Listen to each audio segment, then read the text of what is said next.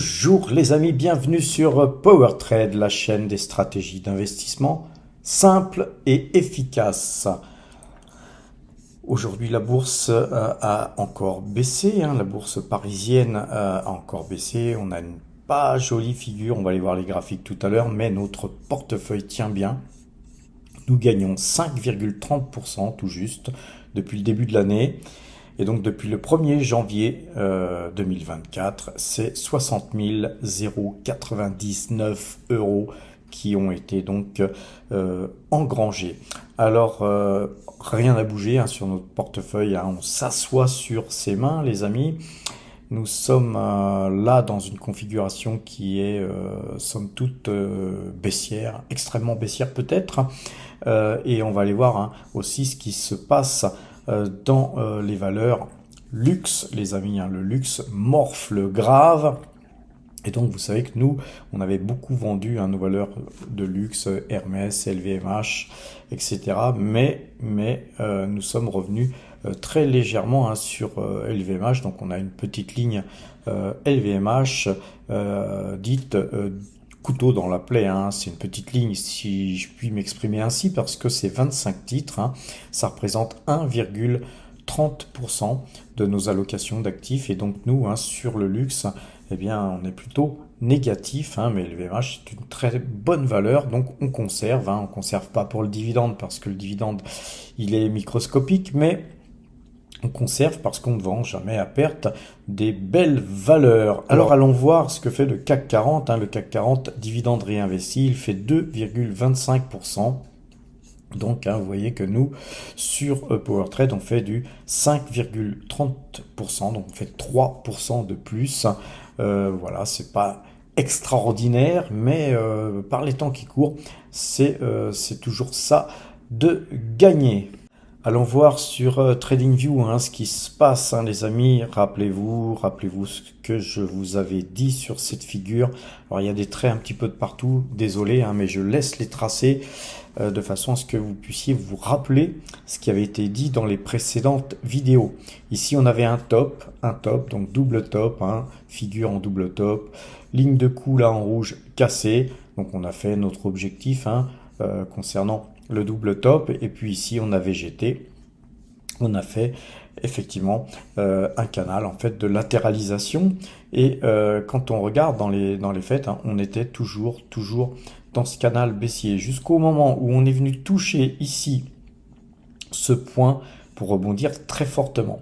Et rappelez-vous, c'est à peu près par ici que j'ai dû vous dire que on pouvait tracer ici une ligne blanche afin de pouvoir plier, si on imaginait que c'était sur une feuille de papier, ce graphique, eh bien on le plie ici et on retrouve ce point-là symétriquement opposé à ce point-là, et puis tous les points en fait de droite à gauche, eh bien ils sont tapés plus ou moins, on n'a peut-être pas fait exactement les mêmes points, mais on redessine la figure. Et rappelez-vous ce que je vous avais dit ici, peut-être que en fait c'est pas fini, soit ici on partait et puis on montait et puis on s'arrêtait plus de monter et dans ce cas-là la figure était invalidée, mais là on a fait légèrement plus haut puisqu'on a fait c'était 7693 et ici ce plus haut c'était 7649, donc vous voyez à 50 même pas 50 points près, eh bien on avait touché un plus haut ici, puis ensuite on a dégringolé et on a cassé ce canal, ce petit canal haussier qui avait le mérite d'exister. Maintenant ici, là, va-t-on continuer à redessiner tout ça pour aller toucher ce point-là? Eh bien, j'ai envie de vous dire que c'est bien possible. Et que ceci dit, avant tout, il faudrait casser cette zone ici extrêmement difficile à passer parce qu'on a ici ce point bas et puis on a un trend vert là qui vient de très loin. Donc je pense que pour passer ça, il va falloir de la force, mais vous voyez qu'à la vente, là, on fait quand même des séances de baisse là avec un gap qui sont pas encourageantes pour les acheteurs. Donc pour l'instant, les vendeurs ont la main. Rappelez-vous, nos algorithmes si vous êtes sur PowerTrade Premium, hein, on vous avait prévenu, algorithme vendeur, donc parfois il y a des faux signaux, hein, mais quand il y a des bons signaux, je peux vous dire qu'on se gorge de pognon et qu'on vend, évidemment, on vend des valeurs sur lesquelles on est en position et en position avec des gains, bien sûr, hein, on vend jamais à perte. Et donc cette figure est inquiétante, d'autant hein, qu'on a cassé ce trend jaune hein, en clôture. On va zoomer. Ça a été cassé. Vous voyez que c'était des points ici. Ici, ça a été cassé aujourd'hui. Je pense que la baisse n'est pas terminée. D'autant que si on regarde le S&P 500, bien, vous voyez que nos algorithmes sont bien sûr vendeurs aussi sur le S&P 500. La moyenne 2 jours, 12 jours est aussi vendeuse. Et donc, le marché parisien, eh bien, il suit le marché américain. Et donc là, pour l'instant, à l'heure où je vous parle, eh bien, le marché américain, il est baissier. On entame une phase de baisse hein, sur le marché américain. Et voilà, on ne sait jamais où peuvent s'arrêter les choses. Alors vous aurez remarqué que le portefeuille PowerTrade aujourd'hui il a augmenté, hein, il a monté. Nous avons eu une hausse et une hausse assez sympa, surtout que le marché était très baissier. Pourquoi? Bien sûr, on a des valeurs qui baissent, hein, mais je vais vous montrer les valeurs qui montent hein, et qui, quelque part, équilibrent notre portefeuille et nous permettent de bien nous en tirer aujourd'hui. C'est Total Energy qui gagne plus 0,65%. C'est bien normal, hein, elle avait pas mal baissé dernièrement et donc elle se reprend. C'est pas gagné pour autant, les amis, on est toujours dans ce canal baissier, mais en tout cas, c'est une valeur hein, qui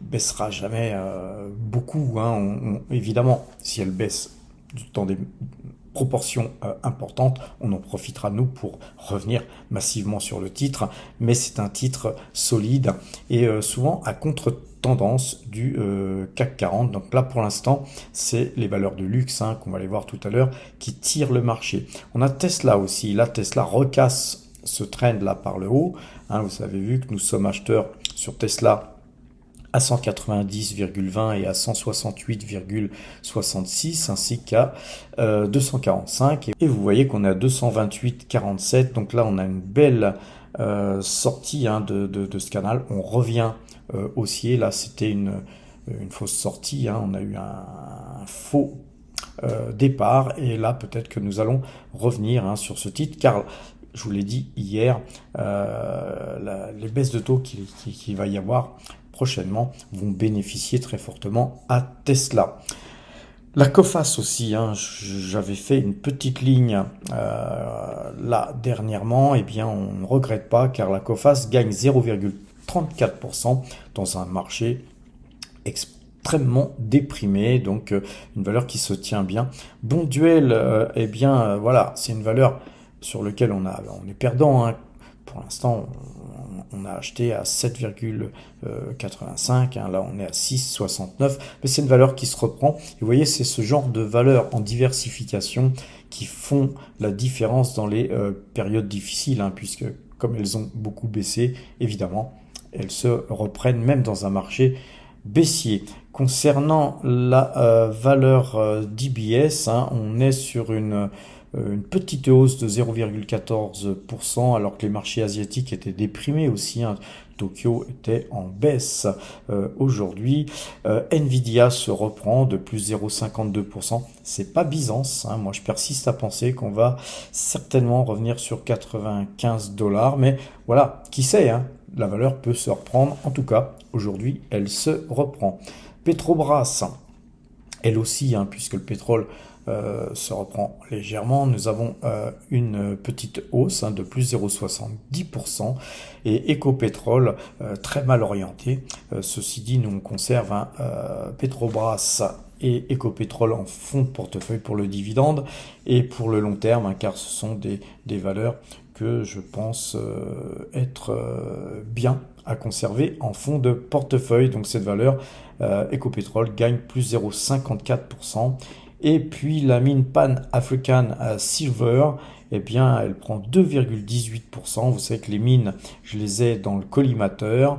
Et donc, voilà, ça nous permet effectivement de gagner de l'argent aujourd'hui alors que les marchés s'effondrent depuis quelques jours. Alphabet aussi, plus 0,15%, mais cependant toujours dans son canal baissier. Donc, on ne fera pas les fous, les amis, sur Alphabet. Je vous ai fait un article d'ailleurs dernièrement sur powertrade.fr. Allez le voir. Moi, j'attends croisement de moyenne mobile 2 jours, 12 jours, sortie de canal baissier. Et là, effectivement, je reviendrai sur Google. On a plein de liquidités, les amis. Ça va être bien. Si les marchés baissent encore, on va pouvoir ramasser du papier à pas cher. BNP, très forte hausse aujourd'hui, plus 2,73%.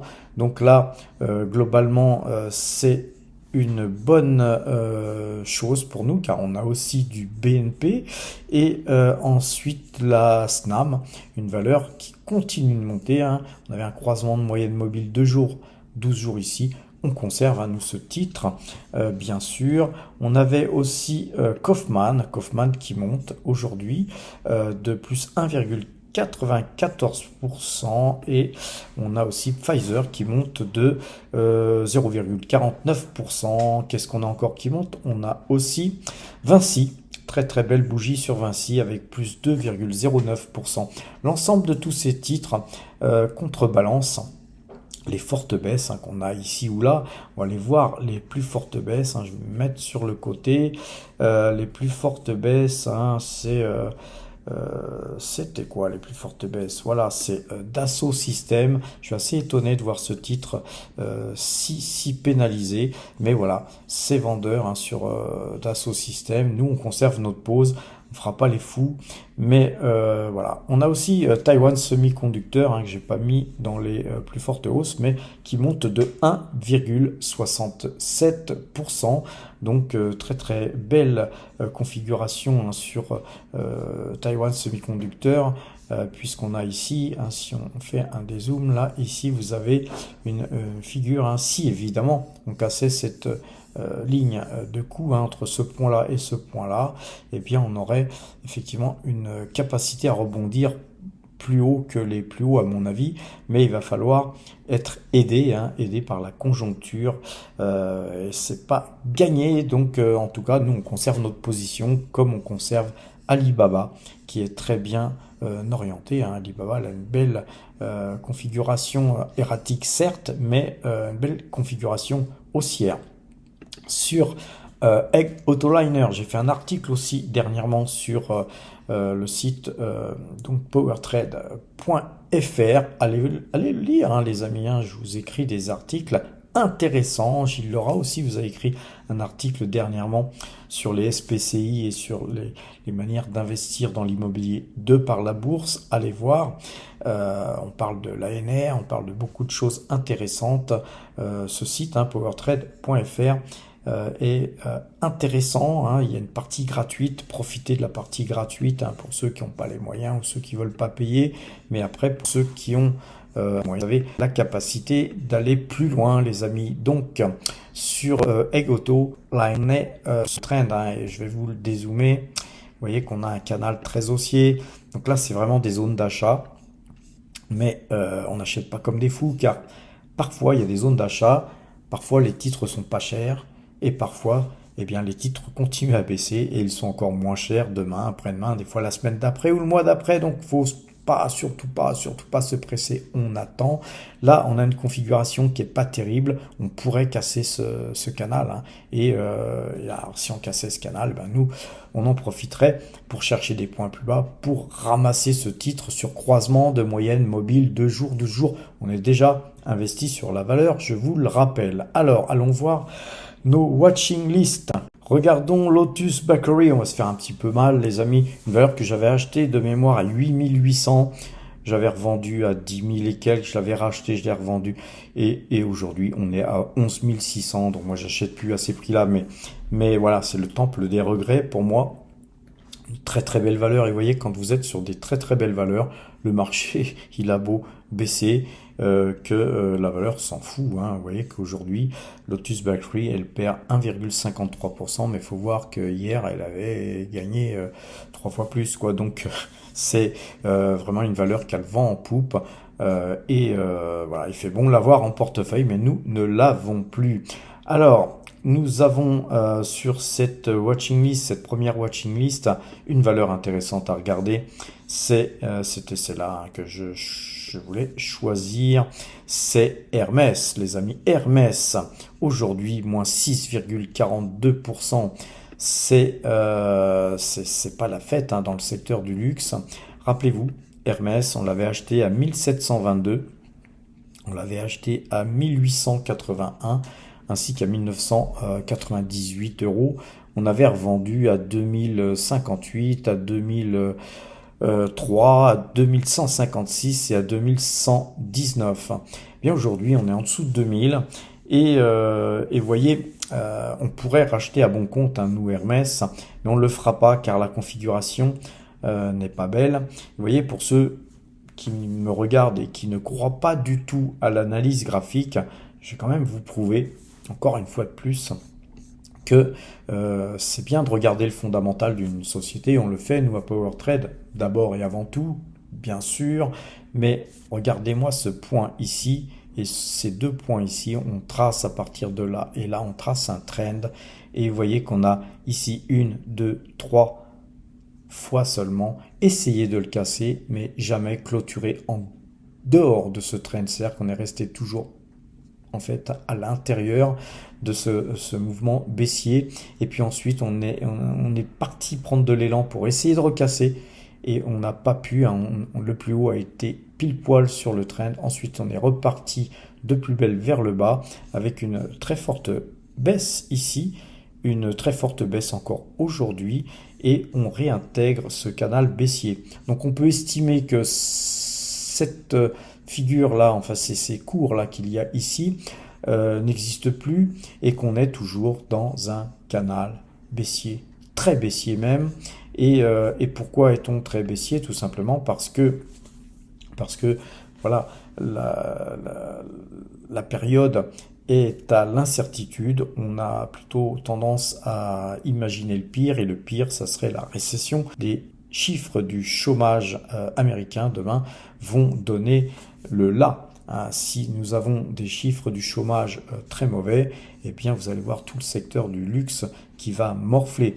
On surveille aussi la Chine. La Chine, c'est pas la fête en Chine, et donc évidemment actuellement on peut pas dire que les valeurs du luxe, on le vend en poupe et ont des éléments positifs à apporter au marché pour donner l'envie aux investisseurs de se porter sur ce genre de valeur.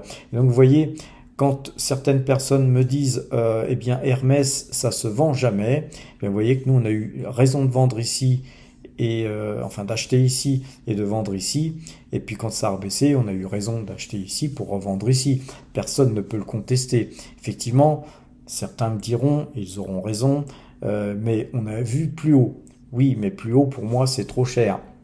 On a un système de cotation, hein, sur PowerTrade.fr Premium, qui nous permet de donner une cote, une note à la valeur sur laquelle on veut investir. Et quand elle est trop chère, eh bien on n'investit pas, les amis. Quand elle a une mauvaise note, quand elle a un mauvais rating, on n'investit pas ou on n'investit plus, et on attend que cette valeur, tout simplement, et là il faut de la patience, que cette valeur rebaisse et revienne à des niveaux sympathiques. Et niveau sympathique ici, plus bas qu'ici, ne veut pas dire que cette valeur vaut plus, puisqu'elle est très très chèrement valorisée, déjà d'une part, mais elle est très chèrement valorisée tant qu'il y a de la croissance. Et si crise financière il y avait, si tout simplement il y avait une récession, eh bien la croissance serait moindre, voire négative. Donc imaginez que si on avait une croissance moindre, voire négative, vous pourriez retrouver du Hermès, hein, sur la zone, hein, facilement des 1700. Donc vous voyez, si je vous avais dit ici à 2400 que quelques temps plus tard on aurait été se balader sur les 1947, vous m'auriez dit, Patrick, t'es fou. Eh ben, le fou, il aurait eu raison, puisque on y est, là, aujourd'hui. Et je ne dis pas qu'on va aller à 1700, hein, je dis que cette zone-là des plus bas, ici, qui était octobre 2023, c'est pas si loin, où ça rebondit parce que tout allait bien, eh bien, on pourrait y retourner très facilement, puisque si tout va mal, je vois pas pourquoi le titre Hermès, qui, je le rappelle, est très chèrement valorisé, continuerait à se reprendre et à monter. Allons voir LVMH. Alors sur LVMH, regardez, on a une figure en double top là, hein, ici, hein. Donc c'est assez intéressant de voir que ici d'ailleurs on avait une tête-épaule et que la ligne de cou était ici, qu'elle a été cassée et puis que effectivement après on a fait un canal très baissier pour rebondir, etc. Mais là, on va donc dézoomer un peu de façon à vous montrer un peu ce que nous avions fait. Déjà, on avait acheté à 990, à 701, on avait revendu à 741, ensuite on avait acheté à 698 et à 669, et on avait revendu à 777. Le titre, comme Hermès, avait beaucoup monté, et vous voyez, on ne s'est pas emballé pour autant, car sur ces prix-là, eh bien LVMH, je la jugeais trop cher. Encore une fois, on a un système de notation qui vous permet d'acheter une valeur ou pas, hein. Et puis après, évidemment, faut rentrer aussi vos paramètres à vous, mais on vous donne souvent des notes assez sympas, hein, concernant les valeurs de la cote du monde entier. Et vous voyez que quand on a fait ce plus haut là, ensuite, eh bien, ce titre n'a fait que baisser, baisser, baisser, baisser. Alors non seulement nous ne nous sommes pas précipités à racheter puisque le titre montait, mais ensuite, je ne sais plus à quel prix on a racheté, mais ici on avait acheté, je crois ici, sur les 720, un truc comme ça, 729, sur un croisement de moyenne mobile 2 jours, 12 jours, ou c'est peut-être ici sur les 719, je ne sais plus, mais on avait acheté une petite ligne. Comme vous le savez, j'aime bien acheter des petites lignes au début, qu'on appelle couteau dans la plaie. Ensuite, voilà, ce titre, eh bien, il était sorti ici, hein, de ce canal baissier. Je ne sais plus si on n'a pas refait une petite ligne, mais en tout cas, vous avez vu le portefeuille Power Trade, on a actuellement une ligne qui représente 1, je sais pas, 1,2, 1,3% de notre portefeuille seulement. Et là, ce titre continue de baisser. Alors, rappelez-vous, hein, je vous avais dit que l'objectif, il était sur cette bande jaune qui représente les points, là, ici, tous ces points sur lesquels le marché a rebondi, c'est des points très forts, je pense qu'on va y aller, on n'y va pas, hein, là, on y court. Donc, que va-t-on faire sur cette zone jaune là, ici? Eh bien, personne ne sait, hein. Moi, j'en sais rien, les amis. Par contre, si on rebondit, eh bien, il faudra vérifier, hein. D'ailleurs, on va en profiter pour réélargir le canal, hein, puisque ça mérite d'être élargi. Et puis, on va rallonger ce trend, car j'ai moi l'impression qu'on va aller beaucoup plus loin, hein, et qu'on va certainement aller, j'essaie d'affiner, voilà, on va certainement aller peut-être rebondir seulement sur les 475, hein, les amis, hein. Il y a un trend très très fort qui vient de loin. Vous voyez tous ces points ici, boum, boum, boum, ont été des points sur lesquels le marché a rebondi. Donc, moi, si je refais feu sur LVMH, ça sera sur ce trend, hein, sur rebond de ce trend ou sur impact. Parfois, hein, quand le marché baisse vraiment très très très très fortement et que la valeur est très très belle, pourquoi pas se passer de l'analyse graphique et se dire là le fondamental il est trop beau, c'est trop beau pour être vrai, on achète, et puis si ça casse, de toute façon on conservera, car c'est une valeur sur 5 ans, sur 10 ans, vous retrouverez bien plus, hein, les amis, hein, je pense que sur 10 ans, hein, c'est une valeur que vous retrouverez certainement au-dessus de 1000 euros. Donc acheter sur du 450, c'est une aubaine, surtout que en général Nous, sur rebond, on prend notre pognon et on se casse. Vous savez que vous êtes sur la chaîne du pognon, les amis. Alors, les amis, pour rigoler, hein, on va aller voir Kering. Alors, Kering, c'est aussi une société de luxe, comme vous le savez. Et comme vous le savez, j'ai toujours écarté la valeur. Je vous ai toujours déconseillé d'acheter cette valeur. Et bien qu'on ne donne pas de conseils, j'ai toujours, moi, apporté ma préférence aux deux premières valeurs qui étaient donc LVMH et Hermès. Alors Hermès, pour moi, c'est la plus belle valeur de luxe. C'est vraiment une valeur de luxe pure qui fait des beaux produits, des sacs en cuir, enfin vraiment des produits d'exception, très chers. Elle est encore beaucoup plus chèrement valorisée que LVMH. Et LVMH, par contre, elle s'en sort bien parce que, bon, vu les produits qu'elle fait, puisque LVMH, c'est quand même des sacs en plastique, même si l'anse est en cuir, c'est du luxe, mais c'est du luxe beaucoup plus bas de gamme qu'Hermès. Acheter des sacs en plastique au prix où LVMH les vend, eh bien, c'est fortiche, ils sont très très forts. En tout cas, bravo Bernard Arnault, un monsieur qu'on n'aime pas trop, nous, à PowerTrade, mais il faut lui reconnaître un certain succès, un super succès, et donc voilà, ça n'empêche pas qu'on n'aime peut-être pas le patron, mais que c'est un très très bon patron et que sa société est très très bien gérée. Vous noterez que Bernard Arnault, eh bien, il ne fait pas d'analyse graphique, le pauvre. Il pourrait gagner beaucoup plus d'argent, parce que là, en ce moment, il achète son titre, mais il aurait pu les payer beaucoup moins cher, ces titres. Alors peut-être que pour lui, 50 millions, 100 millions par-ci, par-là, c'est peut-être pour lui des couteaux dans la plaie, qui sait. En tout cas, trêve de plaisanterie, on va encore rigoler un peu sur Kering, car sur Kering, il suffit de regarder l'analyse graphique. Encore une fois, il y a des gens qui n'y croient pas, qui disent non, c'est pourri l'analyse graphique, etc. Je vais quand même vous montrer une chose, c'est que sur ce point-là, je vais le retracer parce que à l'époque, certaines personnes me disaient pourquoi t'achètes pas du Kering.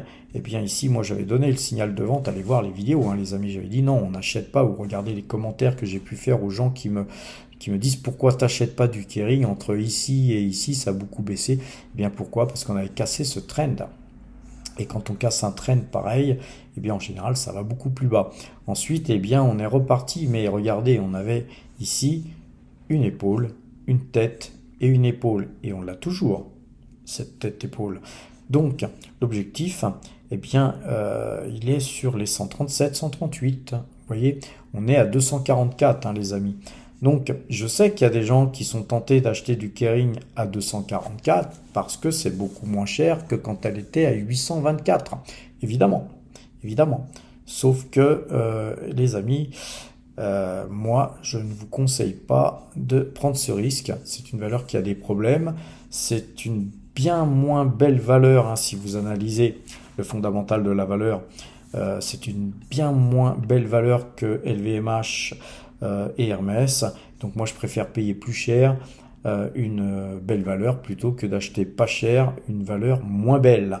Donc pour moi l'objectif il reste sur les 137. Alors évidemment on n'ira peut-être pas toucher, mais pourquoi je vous dis ça? Parce qu'il suffit d'aller en monthly, et en monthly vous regardez que en fait la tête-épaule elle est toujours là, elle est même beaucoup plus joliment dessinée, et vous voyez que ici, sur ce point-là, ainsi que tous ces points où on a rebondi, avant de repartir vraiment, eh bien tout ça, c'est un trend qui est très fort. Et moi, je persiste à penser que cette tête-épaule inversée, si vous tracez la ligne de coup, l'équidistance, vous la retracez, elle nous mène peu ou prou sur les 137, qui sont là des points sur lesquels peut-être j'achèterai du Kering à ce prix-là, mais là en mode scalping, juste parce qu'il y aura peut-être une sortie de bande Bollinger vers le bas, ou tout simplement un redressement de la société, puisque il y aurait peut-être un changement de direction, hein. Je pense que Kering devrait penser à changer de direction. Cette société est quand même mal gérée. Regardons un petit peu les monnaies, les amis. Regardons le yen, l'euro-yen, hein, pour être plus précis. Rappelez-vous, je vous avais tracé ici les ratios Fibonacci sur lesquels, puisqu'on a eu intervention, hein, de la Boge par ici, on a encore eu d'autres interventions, plus une hausse des taux sur les taux japonais. Et donc globalement, tout ça fait que à présent on a une figure baissière, hein, sur l'euro par rapport au yen. Et donc si vous voyez le graphique, il faut l'avoir inversé dans votre esprit. Quand ce graphe baisse, c'est-à-dire que le yen s'apprécie. Alors, puisque le yen s'apprécie, jusqu'où peut-il aller? Pour l'instant, 154 me paraît un bon point, hein. C'est le point sur lequel on avait ici rebondi. Et donc voilà. Donc globalement, moi je vous avais dit que sur le yen, j'attendais des points plus hauts ici. Pour l'instant, ce scénario est invalidé.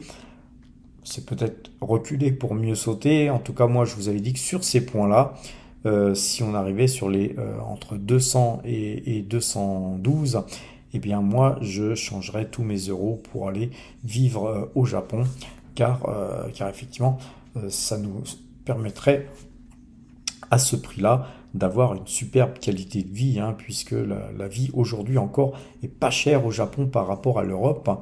On vit beaucoup mieux au Japon qu'en France avec des revenus en euros, hein. Si vous allez avec vos euros au Japon actuellement, eh bien vous êtes les rois du pétrole. Alors imaginez si on allait à 222, c'est très certainement ce que j'aurais fait si on avait été jusque là. Mais encore une fois, hein, pour arriver, je vais encore dézoomer, pour arriver sur cette zone là, il faudrait au moins 2 ans, 3 ans, voire 4 ans, hein, car on est encore loin de 220. Alors par contre, ici, hein, je vous avais tracé le point, j'ai toujours laissé les points, c'est cette zone là sur laquelle on se dirige, qui avait été ici approchée. On pourrait revenir ici, pourquoi pas. Alors nous, on a quelques valeurs japonaises, hein. Malheureusement, on n'en a acheté que très peu, car justement, moi, j'étais plutôt baissier sur le yen, et donc j'étais très prudent sur les valeurs japonaises. Alors les valeurs japonaises, aujourd'hui, elles décrochent, hein, le marché japonais baisse, mais par contre, nous, on gagne, en contrepartie, on gagne, hein, puisqu'on a des yens, et bien nos yens dans notre portefeuille s'apprécient. Concernant l'euro-dollar, alors sur l'euro-dollar, à présent, nous étions et nous sommes toujours dans un canal baissier. Sur cette figure, on voit qu'on avait essayé, hein, de casser ce haut de canal par 2 fois, et là on y retourne, hein, les amis. Il n'est pas improbable de voir ce haut de canal cassé, donc ce qui veut dire que là aussi, hein, comme sur le précédent graphique, si les cours montent, c'est-à-dire que le dollar se déprécie, c'est-à-dire qu'avec 1 euro, vous achetez plus de dollars. Là actuellement, avec 1 euro, vous pouvez acheter 110 dollars. Alors encore une fois, les amis, si vous investissez sur le marché américain, beaucoup me disent, oui, mais Patrick, pourquoi tu t'embêtes à acheter des actions, dividendes, et puis faire des achats-ventes? T'achètes du Nasdaq ou du S&P 500, etc., ou l'indice monde, ou voilà, et tu fais mieux. Oui, l'indice fait mieux, mais imaginez que vous ayez investi ici à 0,95 par exemple. Aujourd'hui, on est à 1,10. Donc, ce que vous gagnez sur le marché américain, si vous le reperdez sur le change, ça n'a aucun intérêt, à moins que vous viviez aux États-Unis. En tout cas, moi, je vis en France principalement. Effectivement, je me déplace souvent en Asie, mais l'euro étant fort, aussi bien en Thaïlande qu'au Japon, c'est toujours appréciable d'avoir des euros à changer et puis de les dépenser là-bas, puisque le coût de la vie y est moins cher. Mais alors, concernant justement le fait d'acheter des valeurs américaines, on réfléchit aujourd'hui à deux fois, car acheter des valeurs américaines sur un marché qui est très haut, imaginez que le marché dévisse de 25%, ce qui est tout à fait possible avant les élections, ce qui est tout à fait possible car les marchés sont hauts et que le dollar continue à se déprécier de 10% par exemple, si le marché perd 25% et que votre investissement en monnaie dollar par rapport à l'euro se déprécie de 10%, c'est 35% que vous prenez dans la gueule, les amis, et ça fait mal. Donc soit vous êtes sur du très très long terme, sur 30 ans, 40 ans, 50 ans, et vous faites de la DCA, comme certains le préconisent. Pensez quand même que si un marché dévissait de 25, voire de 40%, et que le dollar se dépréciait de 30%, est-ce que vous continueriez à faire de la DCA? Seriez-vous capable de continuer à faire de la DCA dans des moments pareils? En fait, l'être humain, pour la plupart d'entre vous, ne serait pas capable. C'est humain, c'est psychologique, hein, les amis. Donc, encore une fois, moi, je suis opposé à la DCA pour ces raisons, car ceux qui vous inculquent le fait de faire de la DCA, souvent, ils ont 20 ans, 25 ans, 30 ans. Ils n'ont jamais vu de grosses baisses sur les marchés. Moi, mon premier crack, je l'ai vécu en 1987, et puis j'ai vécu tous les autres derrière. Donc, je sais ce que c'est que d'avoir investi pas mal d'argent, par exemple en 2008, avant 2008, et d'être scotché. Donc, les amis, évitez ce genre de choses.